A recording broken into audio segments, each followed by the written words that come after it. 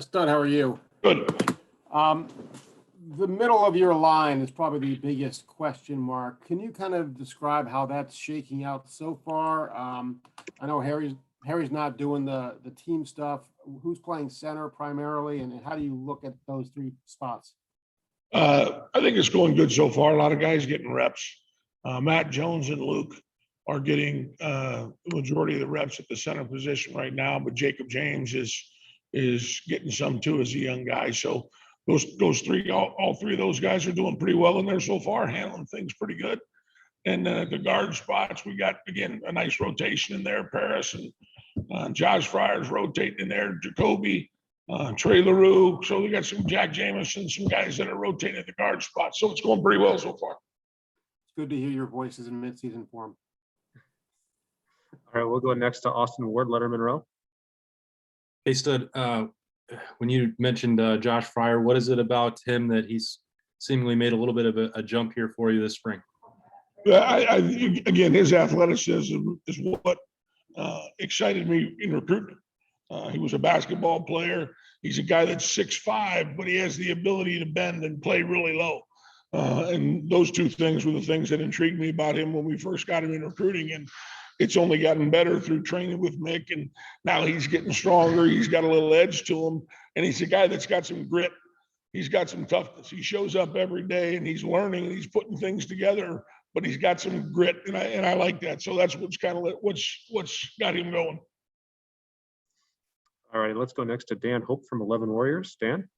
Yeah, Greg, obviously Paris is making that move from, starting out at tackle to, playing guard right now. Just how do you think he's handled that transition, and what do you think can make him a successful guard? Well, he is the same thing as Fryer. He is a kid that's very, very mentally tough. Both those kids are. And without that first, you wouldn't be able to make that transition because there's a little bit of difference sometimes between tackles and guards as far as athleticism and finesse and toughness and grit. And both those guys have the ability to do that and go inside. And Paris is such a student of the game. I mean, he studies the game. He's in my office. Sometimes I got to kick him out because I'm sick and tired of seeing him, because he's in there every day wanting to know this and wanting to know that. How do I get an edge on this? So his attention to detail and his toughness and I want to play, coach, is why he's made the transition so smooth so far. All righty, next up, we'll go to Brendan Gulick, Buckeyes Now on SI. Hey, Stud, kind of a two-part question here. One, what's the one thing that you really hope you can accomplish here over the last 2 weeks of spring practice, or is this just continued reps and building chemistry? And two, how do you think this group is, handling the quarterback battle that seems to be neck and neck right now? I don't think they have a clue about the quarterback battle. I think they're so focused on trying to get better. It's funny. I was just in the meeting writing this down. Of all the guys that we got that are here right now, there's 11 guys in my room that it's their first spring. 11 guys. And I just sat there. I was just talking to Jerry. I said, you think these guys are veterans and those things because they've been here, but they lost last spring. They lost last summer. They lost to camp. So they've lost a year of development. And here's 11 guys that I've got a certain expectation level about, which it's not going to change. It's going to stay there. But then I realized this is the first time that 11 of these dudes have gone through spring. So instead of getting ahead of myself, I'm just enjoying the fact that we've had 9 solid practices and we can go get some technique work and we can develop some toughness. Because until that foundation's built, you're not going to go on. You're not going to further and start talking about how we can do things and what you can do and those things until we build that foundation. And I've enjoyed it. I think they're buying in, but it's still 11 of those guys are still learning how to get this done, how to be mentally tough. Some are further along than others, but they're all developing through it. So that's going to be my focus till the end of this spring, is getting that foundation built in a lot of young guys, because the Thayers and the Knicks, they're coming along. They know how to do this. They know how this goes. They know what they need to work on to take them to an elite level. But it's those other 11 or 12 guys that need that foundation built, and that's what we're working on. All right, let's go next to Doug Maurice, Cleveland.com. Hey, Stud, when you have two veteran tackles like Thayer and NPF and a great young tackle prospect like Paris. What was your decision-making process like in deciding that it would be Paris as the guy who would work at guard this spring? And did you give any consideration to maybe moving one of those tackles inside? I absolutely did. I absolutely did. And the reason I didn't was, again, right now, and again, it could change. I don't think it's gonna, but it was to keep those two guys. They were two of the best tackles in the country last year. They proved it. They're growing. They can help those guys inside, and to have two guys on the edge, like those two guys that can protect those young quarterbacks, that was really what I thought was going to be the best for us. And Paris's ability, his athleticism, his quickness with him and Fryer, because you forget, Fryer's a fantastic tackle too. So's Dwan. There's two more tackles that are can really be good tackles in my opinion. But those two kids' ability to bend, their quickness, their agility, allowed them to go into that guard spot without changing the edge protection for our young quarterbacks. So that was really one of the major factors. Thank you, Stud. All righty, let's go next to Tony Gerdeman, Buckeye Scoop.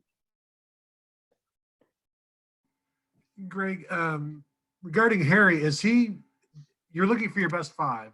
Yeah, Safe to assume he's one of the best five, and will he be in the mix at center in the preseason? absolutely. Absolutely, there's no question. I would assume he's going to be one of the best five. But again, these young guys are getting the reps and getting the work. But when the preseason comes, Harry's going right back into that mix, whether it be at center or whether it be at guard. But again, you're right. We're working on the best five, and I would assume he'd be one of them. But we'll see. Thanks. We'll go next to Stephen Means, Cleveland.com. Stud, if I remember correctly, Harry didn't. He's one of those 11 who's going through technically his first full spring here. But if I remember correctly, you guys were doing FaceTime calls with him all throughout the spring and pretty much keeping him up to speed to the point that once he got here, he was good enough to be able to earn that number 2 center role. Donovan Jackson is also not here, and it's kind of a similar rated guy. Are you guys doing anything similar with him? And then also, when he gets here, can he start? Is he going to be in that mix? Well, number one, yes, we are doing the same things. He's been in our meetings through the spring. He's got the manual. He's got the things. We've talked about drill tapes. We've watched drill tapes.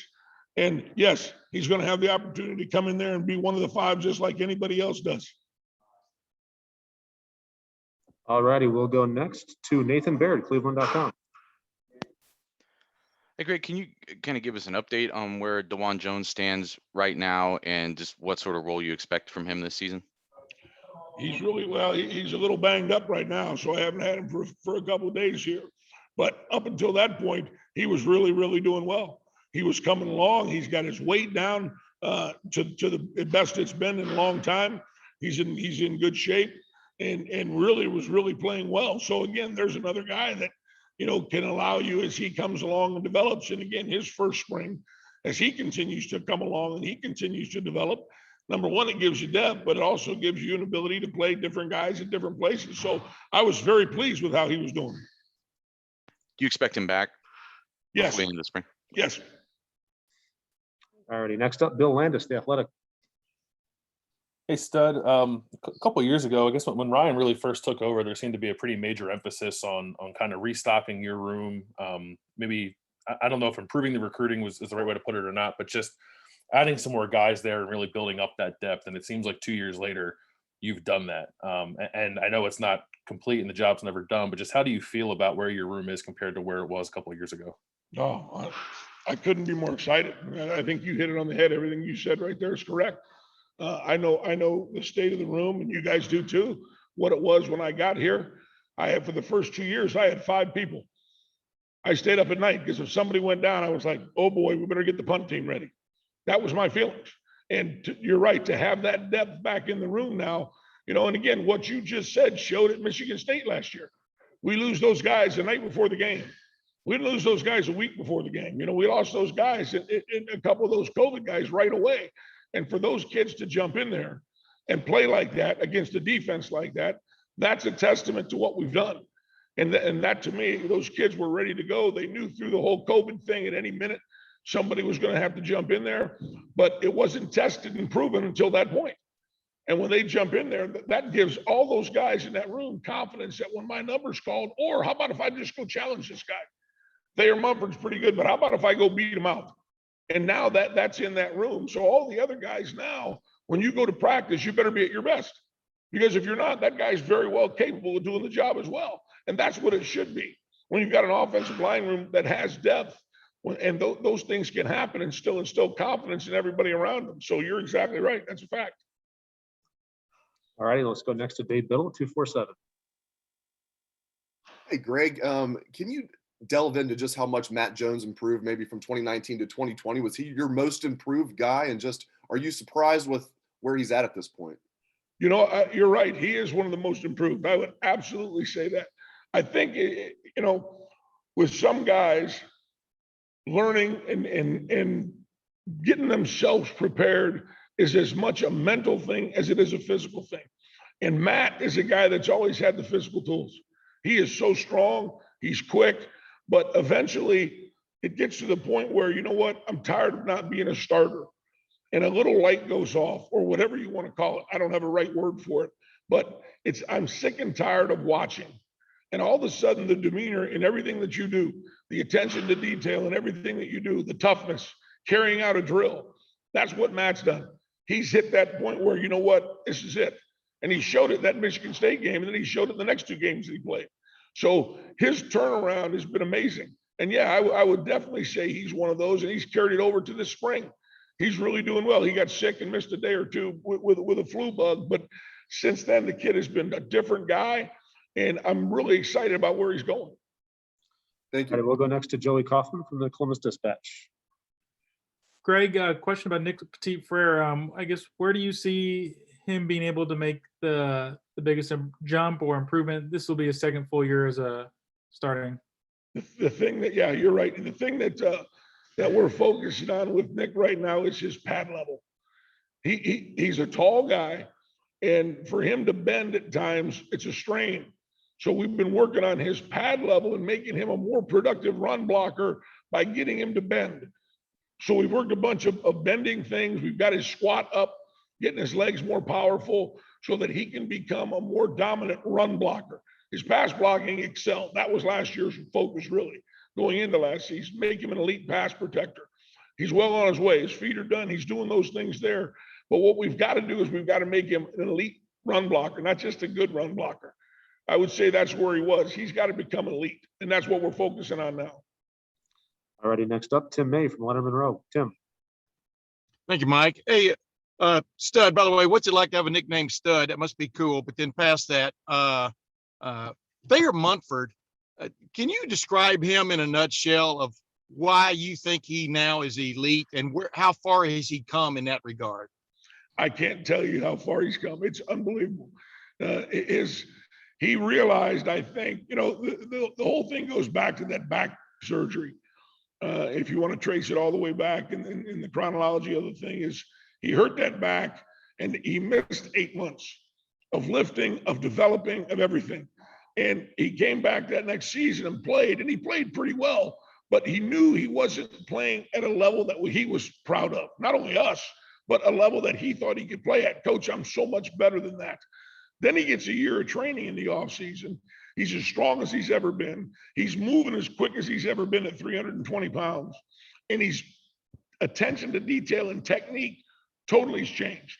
And I think at the end of the season, when we sat down and talked about it, obviously the degree was important, but more so is, Coach, I haven't peaked yet, man.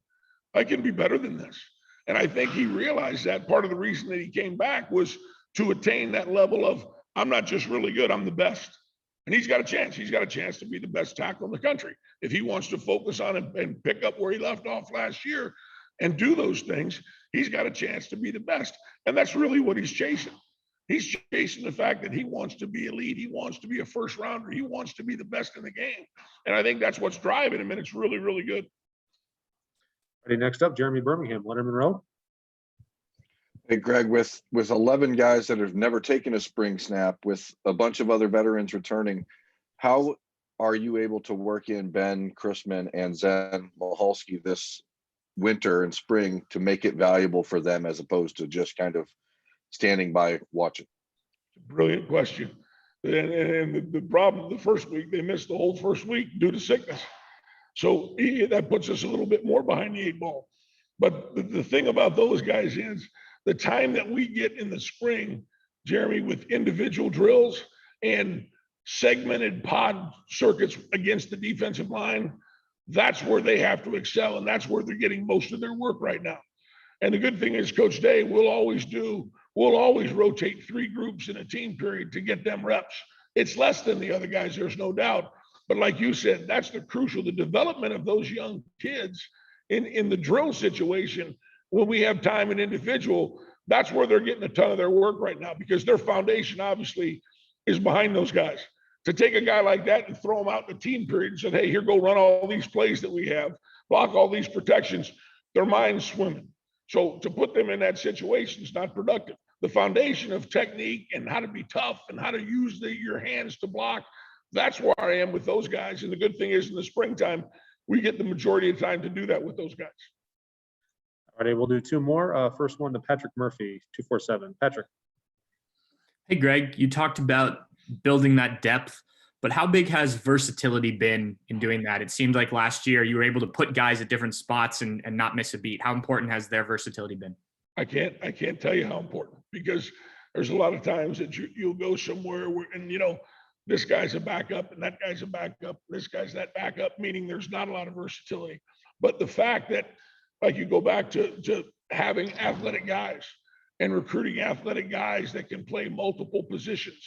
The Harry Millers, go back to Michael Jordan, go back to all the guys that have played multiple spots, the ability to still get your best 5. And if a guy goes down, who's the best 6? It might be a tackle that has to go to guard. It might be a backup guard that has to go to tackle if those guys aren't developed. So the ability to mix and match those guys because of, number 1, their athleticism and the ability to play both those positions. And number 2, what is their knowledge? Do they have a tremendous knowledge of both those spots, and can they handle going on the edge, or could they handle coming inside? And the fact that we have guys that are, I got a smart room. I got smart guys. They study so much, their attention to detail, especially for the young guys that are in there asking questions all the time and wanting to learn. They want to learn everything. And when you have guys that are like that, you can move those guys around and still come up with a cohesive unit, even if you have a couple injuries. All right, and we'll wrap Coach Stud up today with Spencer Holbrook from Letterman Row. Hey, Greg, what do you like most about Josh or about Luke Whippler, and what have you seen out of him that makes you think he can take another step forward? I'll tell you, he was he's a tough Jersey guy. First of all, I love that about him. He's rugged. But the second of all, he is I'll tell you a story. The national championship game ends, and those kids had a chance to go home. And I'm home the next day, and Luke calls me, and he's in the indoor, and he's filming drills and sending them to me. It's not 24 hours since the game ended, and he's in the Woody doing drills, filming a drill and saying, Coach, take a look at this and critique me, man, because I want to work on this. And that's what I love. And that kid stayed here the entire time. Most guys went home for 2 weeks and saw their families, and I'm good, that's fine. This kid's in here doing that every single day. That's how important it is to him. And I sat in here and watched drills of him every day, and we watched film on Zoom, and we did things. I'm like, a guy that cares that much and is that dedicated and has the tools. He's got quickness. He's really good now at snapping the ball and stepping. He's got a rhythm now with the ability to do those things. And he studies the game. He knows every position. He knows all those things. And the time and effort that he puts into it is something I love. A guy that works that hard, you're going to be successful, period. And that's one of the things I love about the kid. All righty, Coach. I think I speak for everyone. I say thank you very much for your time. Really appreciate it. And we'll talk to you again. Thank you. I appreciate it, guys. Thank you.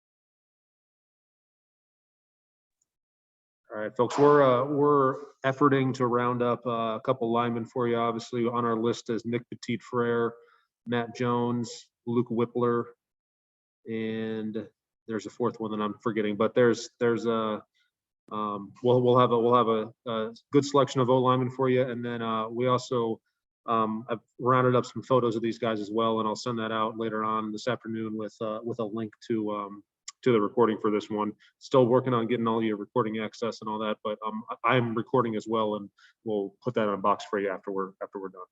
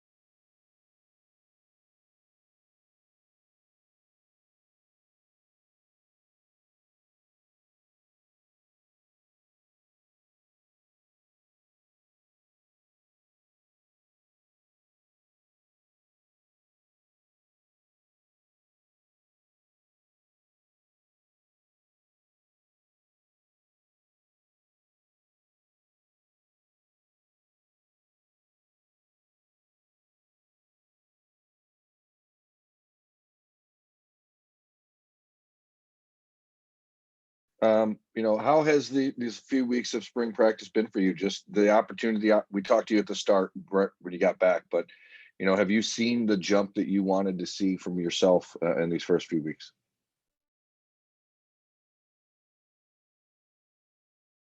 I fault. I was on mute. I believe I have.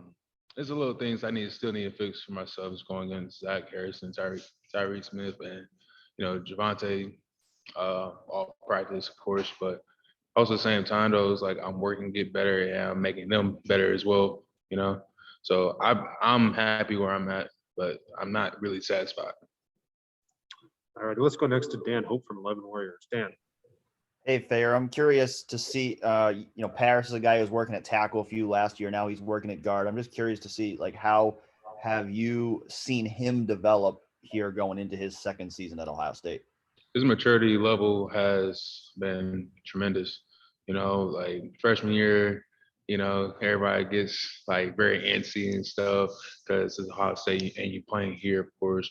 But now he has like settled down into the guard role, of course, and also he's trying to help out his classmates and the guys under him as well, just to make sure that he's pushing them and he pushing me to actually like keep getting better. Even though I might have my bad days, he might have bad days. We all pick each other up too, so it all works like all the way around, from walk-ons to me. All righty, we'll go next to Austin Ward from Letterman Row. There, I don't think many of us were talking about Josh Fryer maybe being a guy to line up next to you with that starting unit, at least during the spring. Did that surprise you at all, his development, and what have you seen working alongside him? You know, like looking back at Josh Fryer from last year, like practice and stuff, to like this year. Last year he was more of like, all right, I'm here, let's go get it, you know. And now he's more mature, meaning that he likes to work, he likes the competition, you know, and his work ethic has been good, and we all see it. I see it, you know. Coach Stud sees it, the coach dad sees it too. He's like, we gonna have a good guard or a good guy, all around player. So I'm happy for him too. All right, we'll go next to Tim May from Letterman Row. Tim. Thanks, Mike. Hey, Thayer, you know, I asked Coach Stud about you a while ago, and he basically said, I don't know if he told you this, but he basically said you have the potential to be perhaps the best tackle in the country this year. That was part of like what you guys talked about when you opted to come back. And do you see that in you? And, you know, what do you see that you finally need to add to your arsenal to get over the top, so to speak? Well, I do believe I will be the best tackle that's coming out of next year's draft, of course. But, you know, I just believe that if you keep working at it, you're going to get there, you know. But I'm happy that he said it, but also I'm not really satisfied from where I'm at right now yet. Like I said before, you know, I appreciate him for saying that, but at the same time, I got to keep building myself and my mental state as well, and my technique too. All right, next up, Nathan Baird, Cleveland.com. Thayer, can you kind of give us some insight what you've seen from Matt Jones over the past year, and do you see him as being so talented that he could still be a starting guard or starting center, either one, going into the fall? It could be either one. To be honest, it's just his work ethic has to get. He's going to get better. I know that for sure. Like he might have like he didn't have like his first 2 years here. He didn't have that great of like, you know, career here at first, but his mental state has been a lot better, and I'm proud of him for actually achieving his goals. All righty, we got 3 more O linemen waiting for you, so we're gonna have this be the last question for Thayer, and then we're gonna go to Luke Weipler. Next up is Patrick Murphy. Patrick. Thayer, you talked to us about wanting to be a leader this spring and stepping up. How have you done that now? What are you, 8, 9 practices in? Give us some examples of how you've become more of a leader for this team.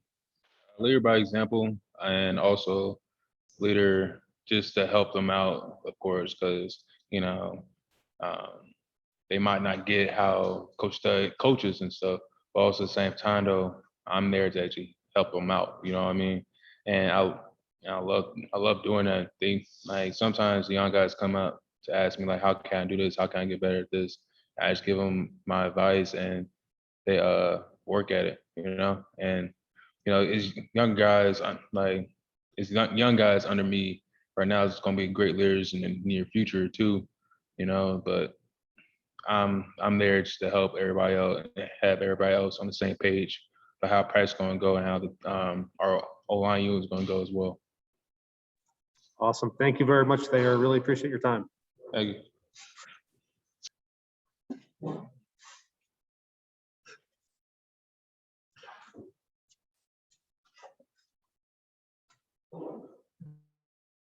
All right, folks, say hello to Luke Weipler. And we'll start out, Luke, with Dan Hope from 11 Warriors. Dan. Hey, Luke. Stud was talking about how the day after the national championship game, you were already back in the Woody, going through drills, sending him film. Just kind of what compelled you to do that, to want to get back to work right away? I think you're on mute.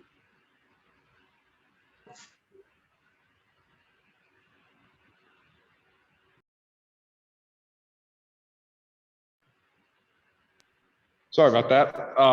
Well, after the national championship game, obviously there was a really sour taste in everyone's mouth. I mean, that was a tough loss and a tough pill to swallow. And for me, I mean, I know what I'm up against this year, and with the Josh Myers obviously leaving for the NFL draft and Wyatt Davis leaving for the NFL draft, there's 2 open jobs on the O-line, and I want to make sure that I put myself in the best position to be in the best shape and be working on my tools and everything that I could personally do to be the best player I can be. All right, let's go next to Tim Hall from 97.1. Tim.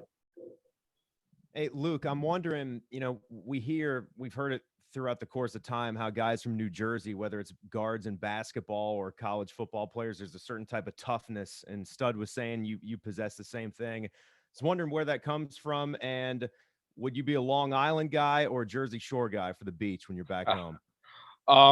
Well, yeah, I mean, that's pretty much the stereotype you hear a lot, is that Jersey tough. And I feel a lot of that comes from like kind of how I was raised personally, my parents being hard workers and showing me what it was like to work hard and work for things you want. Things are never handed to you in life. Everything that you want, you have to work for and strive hard to achieve. For me, I mean, I try to own that mentality as best as I can, and every day put hard work in and stack days up against each other. And after that, you'll get a nice payout. That's kind of how I like to look at things. And also, I'm a Jersey Shore guy all the way through Long Beach Island. All right, next up, Bill Rabinowitz, Columbus Dispatch. Hi, Luke. Can you just kind of describe the competition at the middle spots, the guard and the center spots, and how intense it is, and how determined you guys are to make sure that you're at the level of the tackles? I think for us, I mean, our tackles set a great example of what it's like to be an impact player and be great at your craft. With Nick on one side and Thayer on the other, they're a prime example of what everyone in the room is striving to be. So for having them as the pillars, I think inside the competition is going great. I mean, I think all of us came here to compete. I mean, I think that's one of the main things of recruiting here is you hear a lot is iron sharpens iron. And for all of us, I think every day we come in with the mindset that even though we're competing, we're all still trying to get better with each other. We're all trying to help each other out. If I have a question, I can ask Matt Jones. If Matt has a question, he can ask me, and we can all kind of bounce it off each other to get better every single day. And I think a lot of that too has to do with the D-line, the best D-line in the country, in my opinion. Week in and week out, seeing them every day really helps. Thank you. All right, let's go next to Spencer Holbrook, Letterman Row. Spencer. Luke, where have you seen the biggest jump for yourself from last season to this season? Because there's only 4 months ago, I guess, that you guys played in the national championship game. What is it like to make the jump in 4 months, and where have you made that big jump?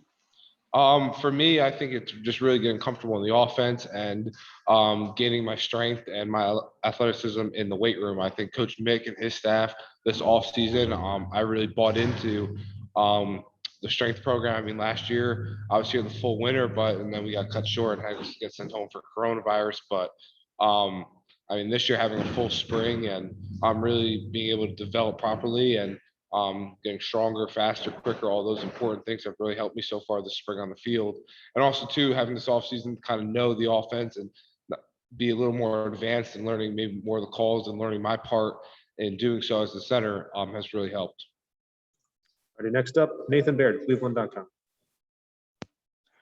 Hey, Luke, your coaches sometimes talk about tackles and guards being able to move around as if they're really interchangeable. I'm skeptical of that somewhat.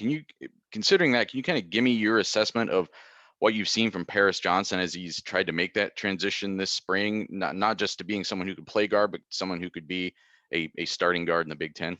For me, I mean, I think that transition is a hard transition. I mean, it's easy to say, oh yeah, guard can play tackle can play guard. But for Paris, I think he's making a seamless transition from the tackle spot to the guard spot.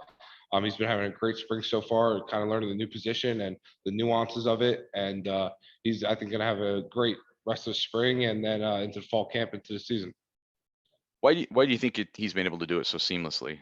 I think he's just a great athlete. He understands football and he's just a violent player, honestly. He comes with every play trying to bring violence to the field. And I feel like when you have that mindset, you can play any position. It doesn't really matter if it's linebacker, guard, or safety. So.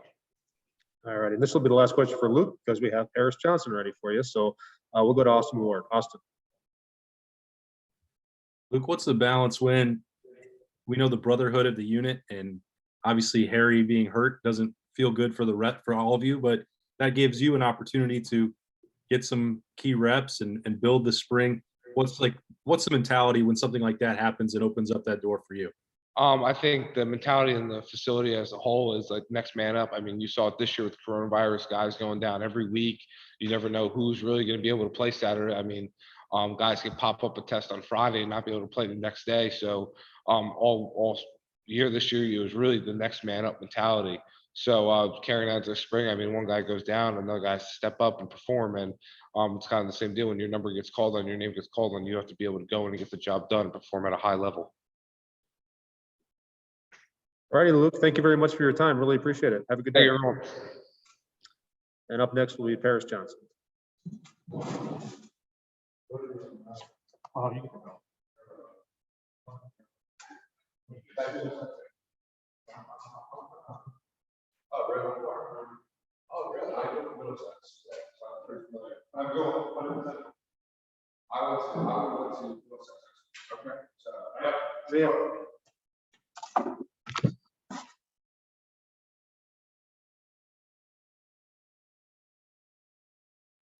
Hello. All right, Paris, thank you very much for spending a little time with us. Let's start it out with Doug Maurice, Cleveland.com. Hey, Paris. When you decided to come to Ohio State and you saw, the depth chart and where guys were, did you have in your head at all that you would have maybe a pretty good chance to be a starting tackle as a sophomore? And how does it feel now when you have, two really veteran guys ahead of you and it feels like you're maybe in line for a position switch for this year? Yes. When I first was recruited here, I took a look at the depth chart and I sort of made some assumptions. And I saw that, that by my sophomore year, there would be a spot at tackle. But with everything that's happened, I'm more than happy to play guard, because Coach Day said he wanted to have the best 5 people play, and he saw it fit with me at being at guard, and I'm more than happy to play, that position. Thank you, Paris. All right, let's go next to Bill Rabinowitz from the Columbus Dispatch. Paris, what has the adjustment been like? What's been the biggest thing you've had to learn switching from tackle, which I'm assuming you played your whole life, to guard? I think the biggest thing is I feel like when you're a tackle, you're usually on an island. So you're working by yourself, or you might have some help from your guard, depending on, where the ball is cutting. But a lot of the times you're by yourself. So now at guard, you're always helping your center. You're always helping your tackle. So I feel like it's sort of switching a mindset. You can't have a tackle mindset at guard. But I've learned to take, I would say, the abilities that I've learned at tackle as far as being able to read linebackers and safeties and corners. I've tried to utilize that at guard. So I'm able to see the bigger picture. So I would say that's definitely helped. Thank you. All righty, next up, let's go to Dan Hope from 11 Warriors. Dan. Hey, Paris, obviously you got a little bit of playing time in the college ball playoff last year at guard. How valuable were those reps to you in preparing you to now compete for a starting guard spot? Those reps were really valuable. I would say in those moments, I was just really excited to be out there and play. And I would say it allowed me to really, I felt like in those moments of me being at guard in the playoffs, it really allowed me to get a taste of the action, from a different position I guess I wasn't really expecting, So me jumping in there and doing it and being able to do it, like, it was really exciting. So it made me look forward to, if that's where the team needs me to be at this season, I know I'm able to do it because I've shown that I'm able to do that job. Had you been practicing at guard at that point? Oh, can you repeat that? Had you been practicing at guard at that point? Yes, I did practice at guard. I split time during those couple of weeks. I guess the week and a half, before those games, I split reps between tackle and guard, going back and forth, depending on the series. Alrighty, next up, Tony Gerdeman, Buckeye Scoop. How difficult is it to say you're a left tackle, but then you go play right guard? How difficult is it to learn the hands and just going from left-handed to right-handed for you? I would say being able to switch from left guard to right guard seems pretty seamless. I feel like because if anything, you're just flipping the protection or the call in your head. And then since you have your hand down, I feel like the balance and the stance is relatively the same. That's why I feel like it's pretty easy to go from left to right in terms of guard. I feel like a tackle is different for sure, but I feel like for guard, it's the same. So I feel like it wasn't that bad. All righty, let's go next to Nathan Baird, Cleveland.com. Yeah, Pierce, kind of going back to the question Doug asked you, but we talked to Thayer a while back in the spring, and he said that he had been kind of talking to you while he was going through that decision-making process, that sort of stay or go process. What kind of feedback did you give him when he was kind of talking about that or asking you questions about it? And was it hard to kind of maybe set aside your own thoughts of where you wanted your career to be at this point while he's talking about, hey, I might be coming back and playing that spot that you kind of had your eye on? I feel like that just speaks on the brotherhood that that goes on here, because obviously like Thayer knew where my mindset was at, but I feel like for him to come to me and he kept it real with me, and he was telling me his thoughts on coming back, and he asked me what were my thoughts on it, and and I was telling him, I was like, at the end of the day, most important thing is, and which we agreed on, which he brought up was him getting his degree, and then being able to go the highest that you can when you leave this place, to maximize that opportunity. And we agree, for me personally, I told him just to pray on it and go and do what, where he felt peace. And then that should be the decision. He said he felt peaceful coming back. So I told him, you shouldn't go against that feeling. So I was all for it. He felt excited about it. He had peace about coming back and, having a great season. So I was excited about it. All righty, we'll do two more because we got Nick Petit-Frere waiting for you. First one to Bill Landis. Bill. Hey, Paris. So along those lines, I guess, you guys come to Ohio State to do a lot of things. One of those things is to go off to the NFL and get drafted as high as you can. And I think we all know that tackles make more money than guards and get drafted higher. Did that enter your mind at all when you were entertaining the idea of possibly moving to guard, about what it could mean for your future? Or are you just confident that, you play a guard and then eventually you get to tackle and it can all still kind of happen for you? So right now, I feel like the biggest opportunity that I have at starting in guard is that I get to show versatility. And I feel like that adds a lot of value. And I feel like next season I will have the opportunity to play at tackle.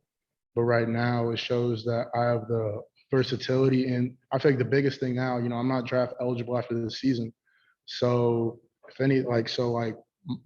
my biggest thing this season and next season is, what does the team need, so we can get to where we want to be at. Because I feel like, because like when you're when you play professional football, you can't just, unless you're a veteran guy, you can't just be, I'm just a left tackle, I'm just a right tackle. If somebody goes down, you're gonna need to be able to play tackle and guard, left and right in the league with the amount of people that travel. So I feel like, if anything, this is just preparation to be able to just move around and be flexible. And I feel like the league would appreciate that when it's time. So. All righty, and last question for Paris. We'll go to Brendan Gulick, Buckeyes Now in SI.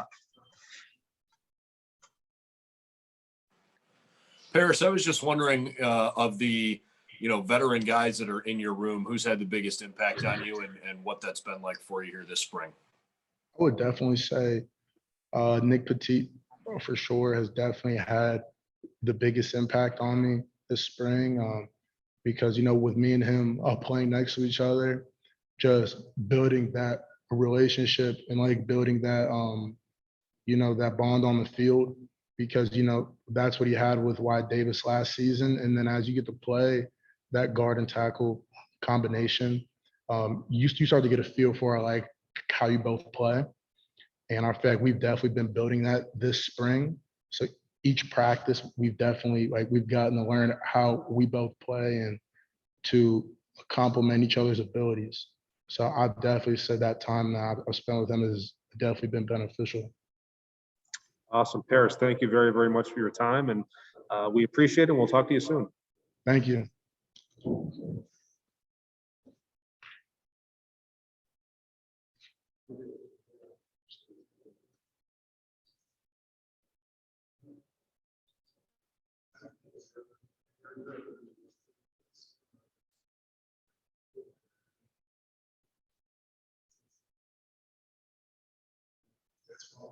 I appreciate it. You can take it. Yeah.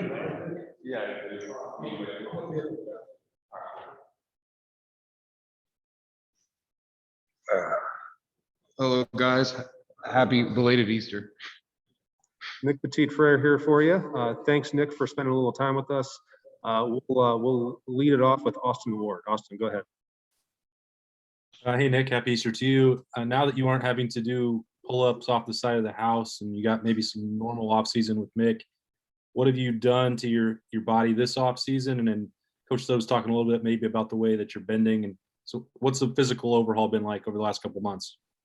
It's just been a great time being able to be back in the facility during spring and during winter workouts because, this is like one of our biggest times in terms of developing a team and creating like a great group of guys and a great group of athletes. So it's been an awesome time me getting the chance to work out with Coach Mick and all our other coaches. And this has been a big overhaul of just getting stronger and faster and just doing all the things we can do to strengthen my body and all of our bodies so that we can be the best for when we got to spring ball and then for us to get into the fall. So, but yeah, like we've done a lot of workouts and a lot of things of that nature of us just building our team. And it's been a very good very good winter workout for me, workout time for me in terms of Coach Mick and Coach Stud and from what I've heard from them. Okay, let's go next to Doug Maurice, Cleveland.com. Hey, Nick, with you and Thayer being two of the best returning tackles in the country and Paris being one of the best young tackle prospects in the country, how did you think it might shake out with who might be asked to move to guard? And did you think there was any chance that it would be one of, you or Thayer as one of the veterans who they might say, hey, maybe we'll try Paris at tackle and move you guys inside? Just what did you think might happen? We were prepared for anything. We have to know the whole offensive line, whether or not we play tackle, guard, or center primarily. So it's not like we wouldn't be able to know the position from another standpoint. But in terms of how that would shake out, at the end of the day, we just want to play the best 5 linemen we got. So if we have 5 great tackles, then someone's got to learn how to snap the ball. Or if we have 5 great guards, then like someone learn how to play tackle. It's just at the end of the day, we want to play the best 5 guys we got and create a great group of first team and second team guys that can go out, and if something were to happen, we have another guy to step in. That's something I feel like we had last year. We just had a great talented group of guys that every single person from the 1s all the way to the 2s and even some guys that weren't even traveling with us that were ready to step up and play at a moment's notice no matter what. Thanks, Nick. All right, next up, Bill Rabinowitz from the Dispatch. Bill. Hi, Nick. Probably the biggest question about the offensive line is the middle of it. Tell me how you think it's shaking out. Tell me what who stood out to you. I'm not asking you to predict who's going to start, but what are your impressions of those guys competing? I've been really impressed with the middle of our offensive line. Like, a lot of people have questions about the offensive line every single year. It's like, oh, how are the tackles going to do, or how the middle of the line is going to do? And every year, it's always our job for us to go and just prove people wrong. Every single one of those guys have been doing really well. Josh Fires had a great spring ball. Matt Jones been doing well. Luke's been having a great spring ball, playing a little bit of center. And Paris as well has also had a great time playing as well. So all these guys have shown a lot of great skill and a lot of intuition about the position they're playing and about how to be an offensive lineman. So it's been very impressive watching all those guys roll and have a great spring. Thank you. All righty, next up, Patrick Murphy, 247. Patrick. Nick, we were just talking to Paris, and he said that you were the guy who's impacted him the most this spring. What have you done to kind of work with him? I know he's playing next to you right now. So what have you done to kind of provide that impact on him? Well, I think he probably looks at me as like like an older guy, like someone to look up to. Because I mean, me and him were competing for the spot last year, and like through competition, we make each other better. Iron sharpens iron. So we would always communicate and stuff like that. And now with me and him playing together, now he's kind of looked towards me about like, well, how did you and Wyatt maybe do this? And like, although I would tell him like, yeah, me and Wyatt did this, me and Wyatt did that. Like now it's me and him.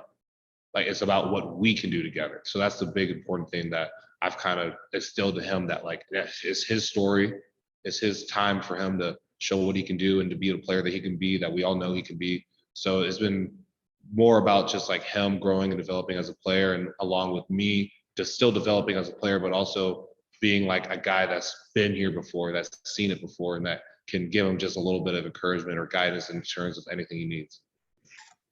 All righty, we'll go next to Joey Kaufman from the Dispatch. Joey?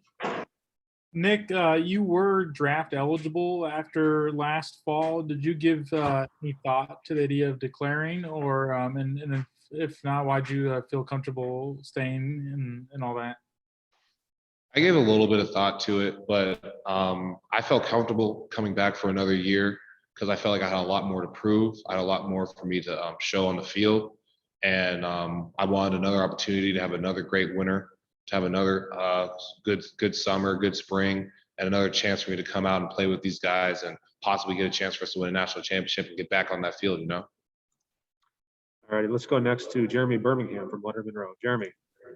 Nick, for you and Ferris, you were both the top-ranked tackle in the country coming out of high school. You were each, had all these high expectations. It took you 3 years to get on the field as a starter. Here's Paris now as a sophomore who's playing a different position. Do you guys have the ability to sort of share some of the, I guess, the struggles that you've had to get through to get to where you are, and has that helped keep you guys closer? Oh yeah, for sure. I mean, everyone's journey here is different. Some people's journeys start as soon as their freshman year and then they just start rolling. And some people, it takes them 4, maybe even 5 years for them to go. Everyone's journey is different, but through that, like struggles and like tribulations that we had to go through come like the growth and development of not only a player, but more importantly, a person. So that's kind of was the big thing that me and Paris would probably talk about and what we would share. Like we would talk about the growth of ourselves, not only as a player, but about the person. Like I'm way different than I was, let alone my sophomore year. I'm way different than what I was like my freshman year or coming out of high school. Like I'm a completely different person in terms of how I approach things, my mentality about things. And it's about the growth that me and him both have had over our times here that we kind of bond over. Does him being a journalist now make you guys a little wary about him?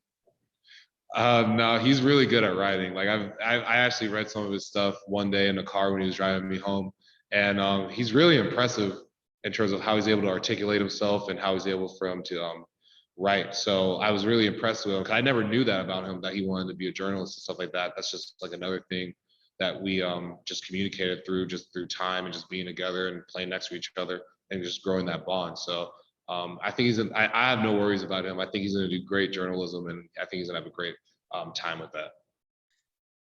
All right, next up, we'll go to Tony Gerdeman, Buckeye Scoop. Telling us about how all of these guys have come so far. I don't think anybody has come farther than you have from your freshman year till now. So what's it like being where you are now, and you feel so comfortable? Just describe that journey from then till now, I guess, succinctly. I mean, coming in as a freshman, this was probably one of the most competitive places I've ever seen or I've ever been a part of. So that would probably be the first thing I would talk about, just like the competitive nature and the strive for excellence that every single player and coach and even our just like staff has in terms of trying to be the best at whatever they can do. That was the first thing that just like struck out to me. And then through that growth came a lot of trials and tribulations of like me trying to gain my weight and trying to learn the offense, trying to feel comfortable with the team. And then, it took me some time. It took me time for me to find my groove and find my rhythm and find how comfortable I was. Like I felt like I got there a little bit during my sophomore year. And then you never know what you don't know. That's what we say a lot here. Like you don't know what you don't know. So when my junior year came up, And then I got into a whole new level of feeling comfortable. Like I thought that my sophomore year, like, oh, this is probably the most comfortable I'll ever be. Like I feel great. And then one more year comes around and I feel even more like tight with the team. I feel more tight with what I'm doing and everything of that nature. So just the constant like growth of feeling more comfortable with the team and then not knowing what you don't know and then just going through different challenges and different struggles and then coming out of that better as not only as a man but also as a football player are kind of what I would say about like that whole like journey. All righty, we'll do 3 more. We'll start with Nathan Baird. Nathan. Yeah, my question maybe is kind of a natural follow-up to that, but you talked about kind of this journey you're on, and then last year to have a season where you didn't just sort of like hold your own, you really broke through. Like by all accounts, everyone thought you had a fantastic season.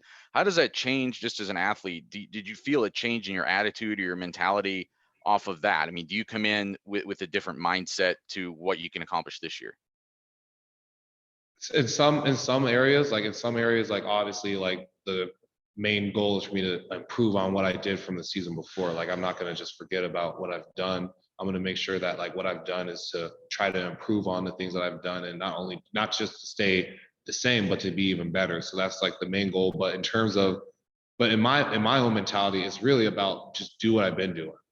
Work hard, train hard, eat right, practice hard, play with a lot of effort, do all the things that got me to that point to begin with. Like nothing should change just because, oh, I played a year or, oh, I've been here before. Like, no, like the same mentality, the same drive, the same work ethic has to stay the same, but I have to improve while doing that. All righty, next up, Dan Hope, 11 Warriors. Dan. Hey, Nick, Thayer was saying how he wants to be the best tackle in the country this year. Have you seen anything different from him as he goes into this season? He has a lot of confidence about himself. He has a lot of confidence, a lot of effort, and a lot of determination. And he had a great sprint, a great winner in terms of working out, you know? So he's showing what he wants to do. And like, he's been working out, doing a lot of film work and doing all the things necessary to achieve that goal. All righty, and final question for today, we'll go to Tim May from Leonard Monroe. Tim. Thank you, Mike. Hey, Nick, I was just wondering, do you and Thayer feel like those corner posts on a good fence right now? I mean, what is that sense like as you guys go through your workouts every day with these other younger guys sort of coming along, and just what's your sense of where y'all are from a progress standpoint in the spring with this offensive line? I feel like we've made some good progress, especially from our first days here as offensive line. We got a good group of guys and we're developing each and every one of us, and we're creating that edge that we need to have as offensive linemen. We're also creating that sort of discipline and work ethic that also takes for us to be offensive linemen, for us to keep the same consistency that we've had over the past 3 years I've been here and for the years prior to that. So I know me and Thayer are both just looking at it from the perspective of like, we're the older guys in the room. We have a responsibility not only to lead and inspire people around us, but also to create and foster like a sense of like determination and growth within our own like unit ourselves. Yeah, who is one guy that's really made strides that people don't know about yet on that offensive line? I mean, it's tough for me to pick one. Like I already told you about like Josh and Eric and Luke and all of them, but I mean, all three of those guys and Matt Jones, like all three of those guys, they made a lot of strides in terms of, putting in the extra time and film work to get the football IQ. Because that's something that not a lot of people really talk about, is just like that natural intelligence that like when something goes wrong or when something kind of changes, to be able to go on the fly and make it work, or being able to understand film study, understand the things that they need to see. I would say that Josh Fryer and Matt Jones are really good in that department. I would say Luke's really good at being able to have that football IQ as well, and being able to make things work on the fly and just be able to make small changes here and there to help himself. And then with Paris, I mean, his just toughness and aggressiveness have just been something of like just amazing to watch. He's always had that aggression coming out of high school, his first year here, and it's just showing on the field now. Like everyone talks about it. Awesome. Thank you very much for your time, Nick. Really appreciate it today. Thank you.